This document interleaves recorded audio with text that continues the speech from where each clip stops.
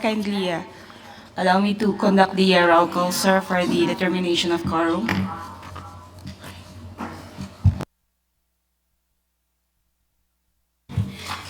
Good morning, everyone. Kindly acknowledge once your name is called for the attendance. For our presiding officer for today, the Vice Chairperson, Major General Ricardo C. Banayat. Present. Thank you, sir. Attorney Frank Edward Morty. Present. Good morning. Good morning, sir. Engineer Jaime M. Cosep.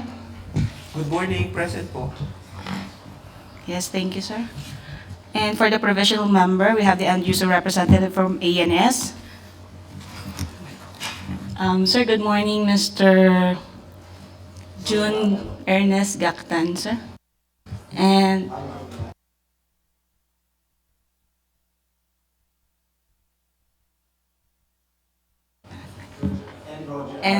okay, thank you so much, sir. We also have attendance from the BAC Technical Working Group, Attorney Mark Nestor Mendoza. Thank you, sir. Also present are the BAC Secretariat members, and we also have sent letters to the observers from COA, to COA, PCCI, and GOEBJFI, PICE, IAS, PCAI. And sir, considering that 4 out of 5 members are present today, we do have a quorum, Mr. Chair. Thank you. So let's proceed. Okay, sir.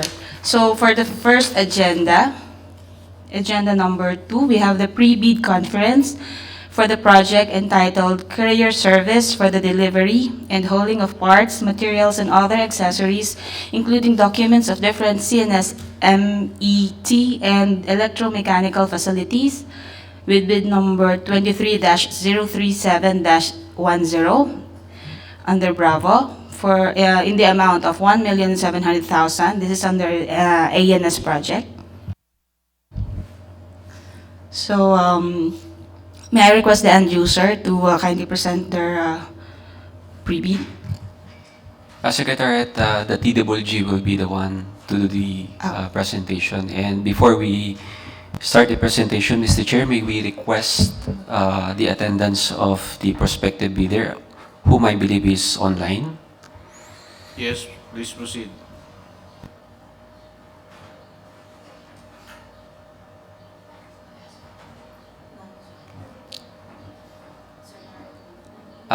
Mr. Velasco, could you confirm if the prospective bidder is? Yes, kanina sir, she was online. I'll contact her. So while waiting for the prospective bidder to join us online, I'll be starting up my presentation, Mr. Chair.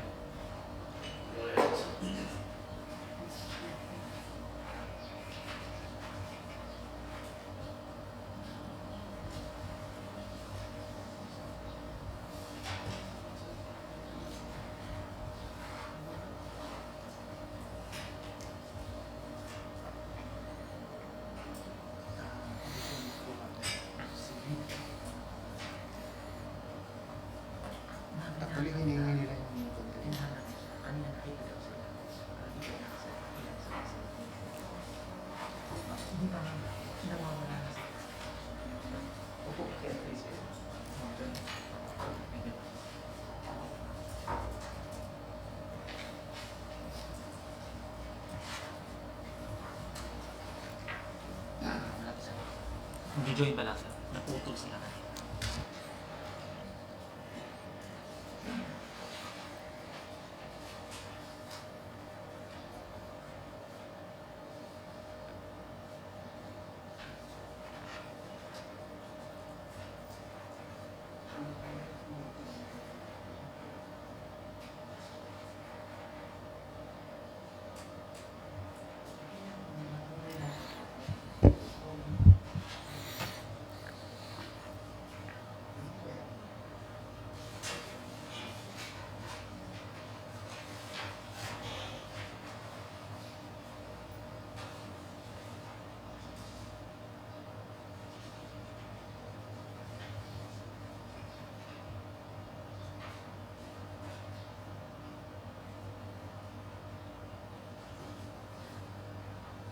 Hindi,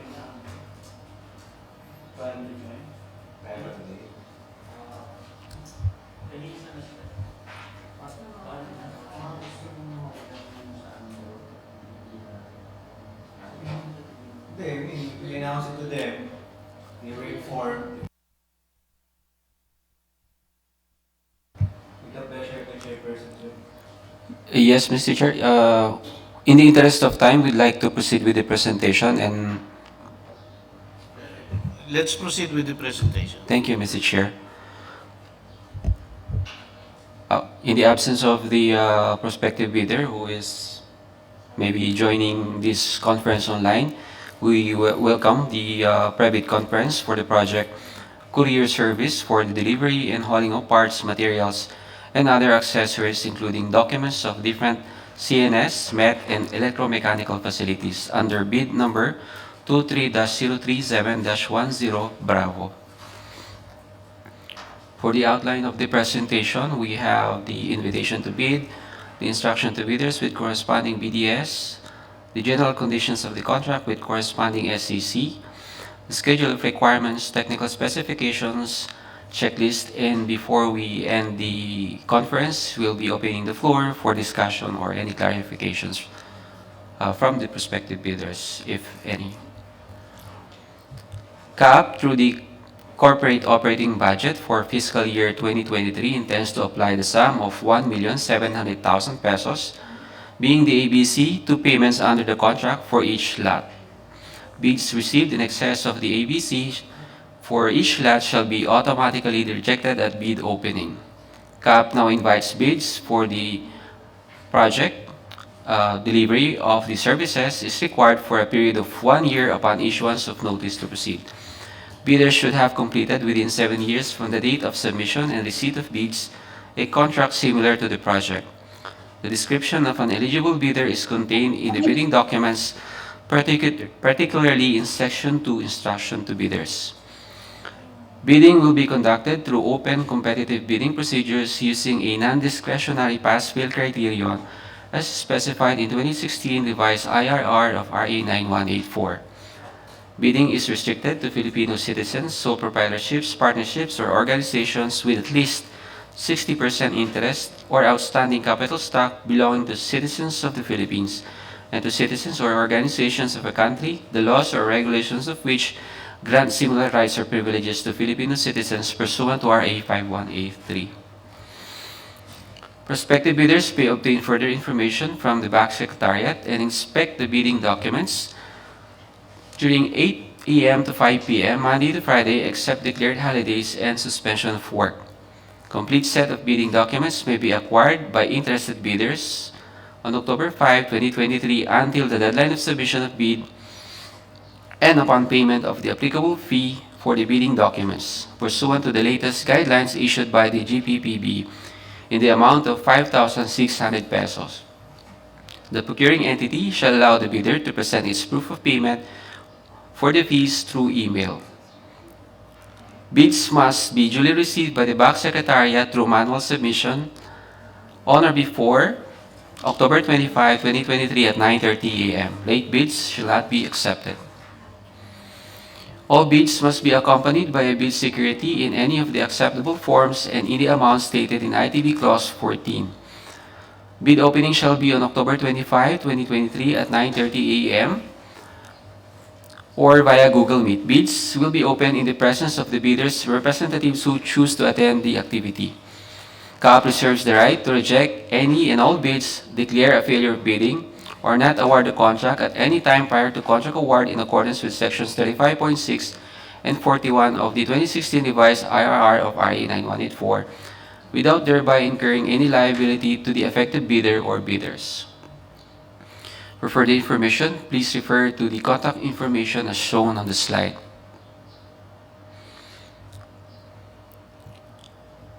Moving on to the instruction to bidders with corresponding BDS, I won't be going through each of the ITB. Instead, I will be presenting the specific requirements relative to the standard clauses of the ITB.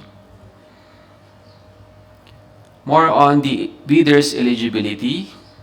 For this purpose, contracts similar to the project shall be supply services for hauling, shipping, delivery, or courier of goods nationwide, and completed within 7 years prior to the deadline for the submission and receipt of bids. For the bid prices, the price of goods shall be quoted DDP CAAP Mayor Road, Pasay City, or the applicable Incoterms for this project.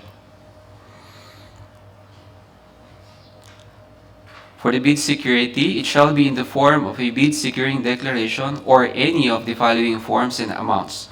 The amount of not less than 34,000 pesos if bid security is in cash, cashier's or manager's check, bank draft, guarantee, or irrevocable letter of credit, or the amount of not less than 85,000 pesos if bid security is in surety bond.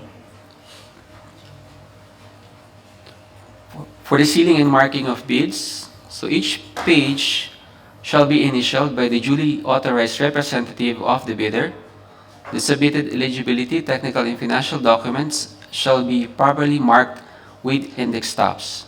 So pagination shall be sequential all throughout the document on a per envelope basis. Bids not complying with the above instructions shall be automatically disqualified. Each bidder shall submit one copy of the first and second components of its bid only.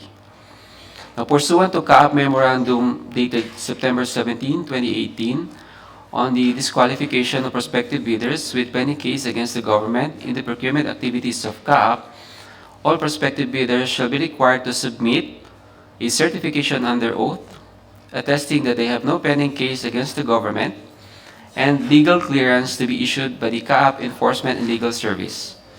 And lastly, a certificate of registration and accreditation as courier service provider from the ICT.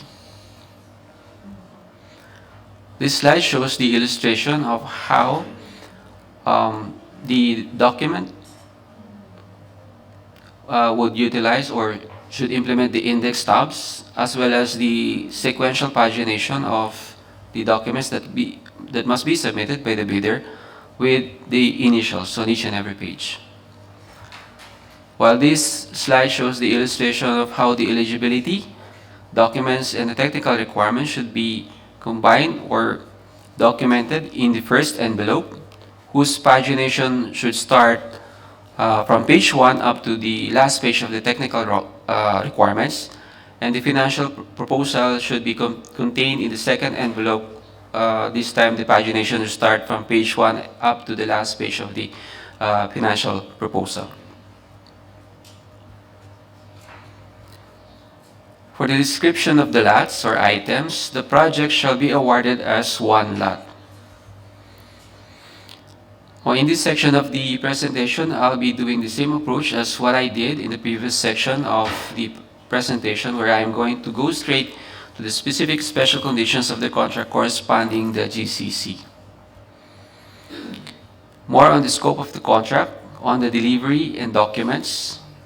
So for the purpose of this clause, the procuring entity's representative at the project sites are Engineer Florian S. Atienza, the Acting Department Manager 3 of Air Navigation Operations Department, the ANS Field Office Chief, or the ANS Facility in charge of the Air Navigation Facility. For the incidental services, the supplier is required to provide the performance or supervision of on-site activity, and the contract price for the goods shall include the prices charged by the supplier for incidental services and shall not exceed the prevailing rates charged to other parties by the supplier for similar services. For the packaging, the supplier must package the goods to prevent damage during transit, considering rough handling, extreme weather, and storage conditions. The packaging should account for the remoteness of the destination and lack of heavy handling facilities. It must comply with the contract's requirements and any additional instructions from the procuring entity. As for the transportation, the supplier is responsible for arranging and paying for the transport of goods to the specified destination in the Philippines, with costs included in the contract price. For the intellectual property rights, the supplier shall indemnify the procuring entity against all third-party claims of infringement of patent, trademark, or industrial design rights arising from use of the goods or any part thereof.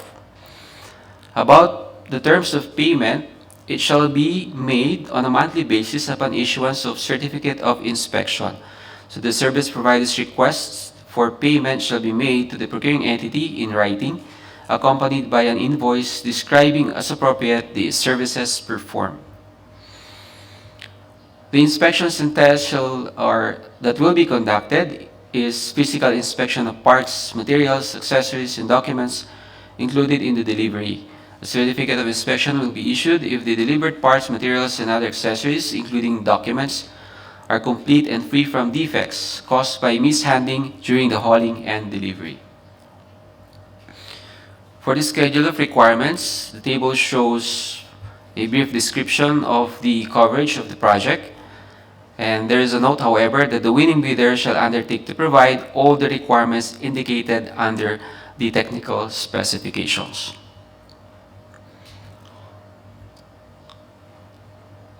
Before going further into the details of the technical specifications, the bidder is required to provide the statement of compliance in each line as listed in the table as shown on the slide. Now, going into the details of the technical specifications, for the information of the bidder, the objective of this project aims to ensure fast, efficient, and real-time track delivery of various spare parts and accessories for communication, navigation, surveillance, meteorological, and electromechanical equipment nationwide. It also seeks to minimize shipping delays and is authorized by CAAP to handle sensitive equipment spare parts. As for the coverage, the courier service provider for CAAP is expected to provide nationwide pickup, sorting, hauling, and door-to-door delivery services for various facilities. For the period of the contract is effective for 365 days or until the budget is consumed and can be terminated by CAAP with a 30-day notice. For the scope of services and requirements, so this part of the technical specifications breaks down the qualification requirements of the CSP as listed on items A to D. And then the specific services that must be delivered as identified or listed in item or sub-item E.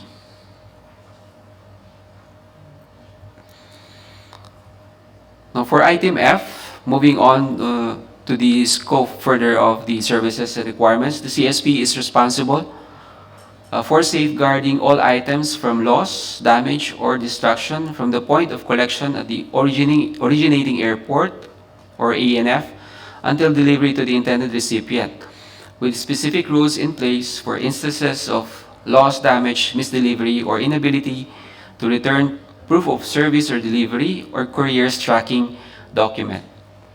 For items G to L, the right side of the slide,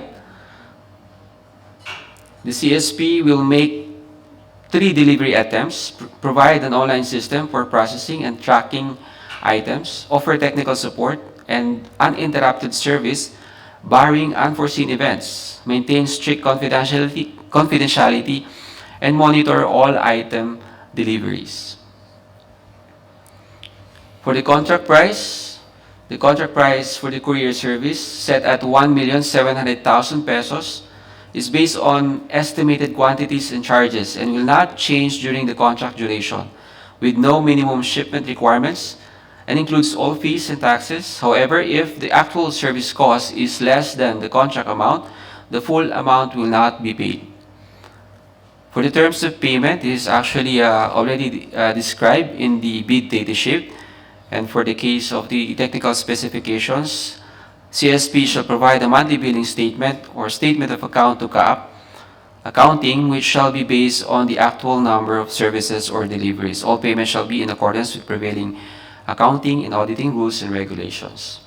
And lastly, for the liquidated damages, in the event of service delays, CAAP can impose liquidated damages equivalent to 1% of delivery charges per day of delay, up to 10% of the contract amount, after which CAAP may terminate the contract. Now, this table shows the name of the CAAP offices, airports, ANFs, and its respective address. In Luzon, we have 23 sites. Then in Visayas, we have 12. And in Mindanao, we have actually 14. There's a typographical error on the numbering.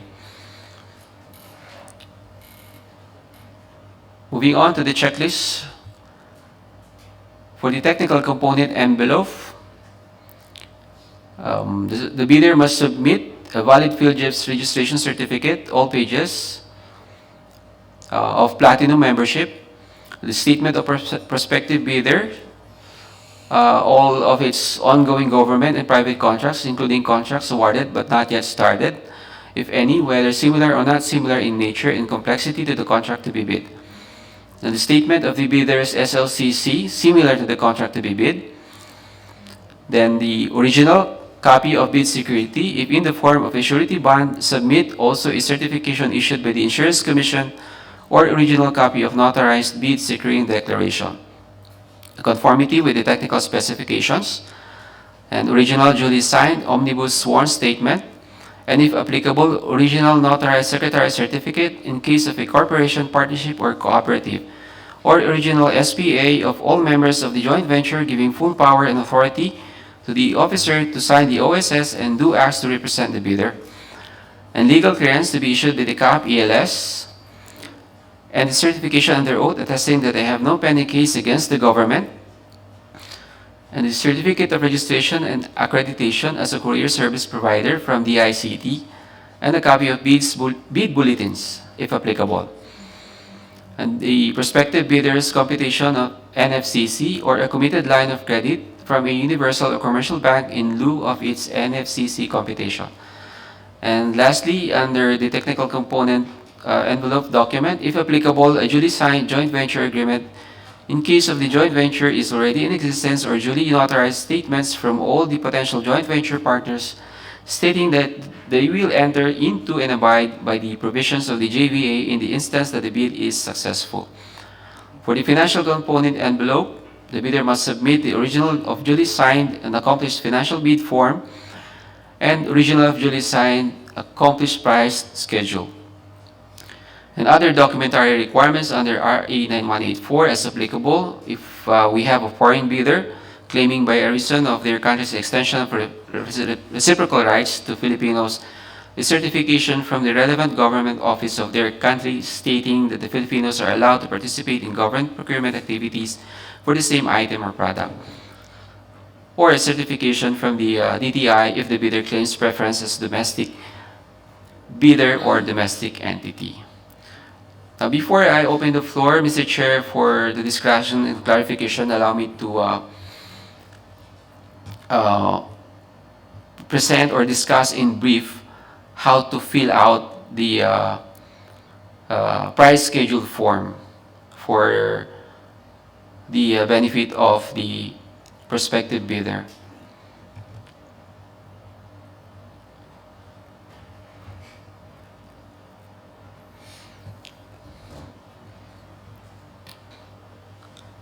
So this is the attached price schedule form for the basis of the submitted bid of the prospective bidder.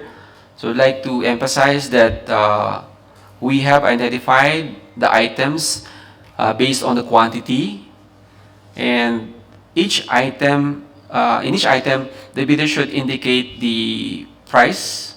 For instance, in column 5, the unit price EXW per item for item 1A1A for small documents for a maximum of 500 grams.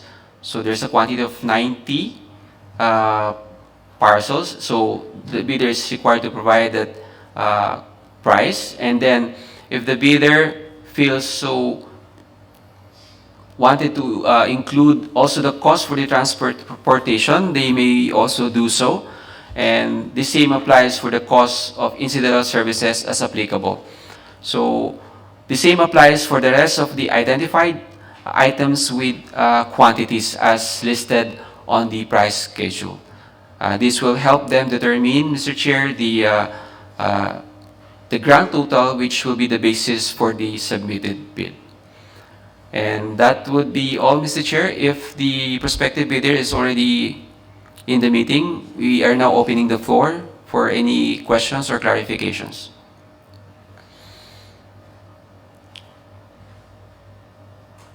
Do we have any questions? Yes, good morning.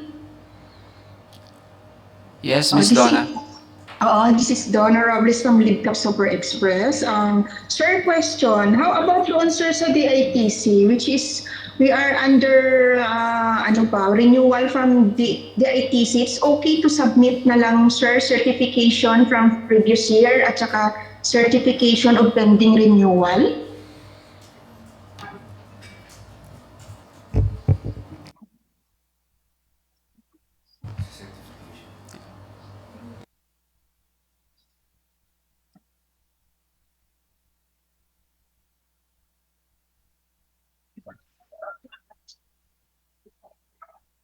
Ms. Donna Robles, allow me to respond to your query. Yes, we will accept as long as there is proof of filed renewal for Okay, that thank you. accreditation. Thank you. Any more clarifications?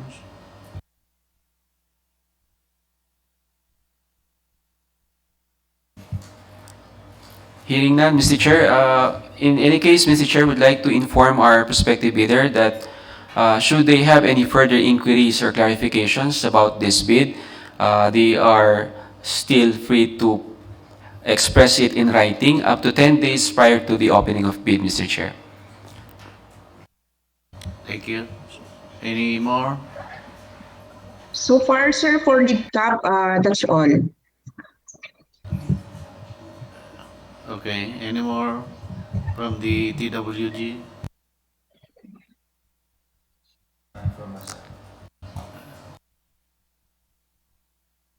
So,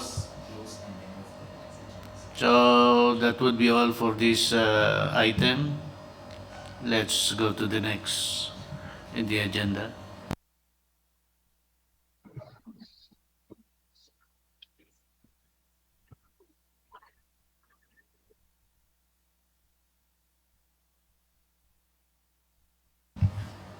Secretariat, can we excuse the prospective bidder to move on to the next meeting agenda?